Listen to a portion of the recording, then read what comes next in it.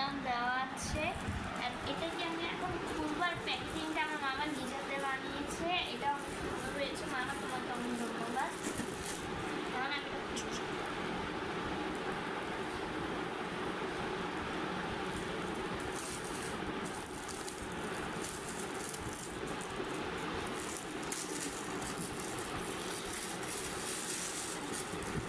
তার ভিতরে আরেকটা প্যাকেজিং করে এখন আমি সেটা খুলবো। ওয়াও, এখানেই তো শুধু গাছ চকলেট ভর্তি।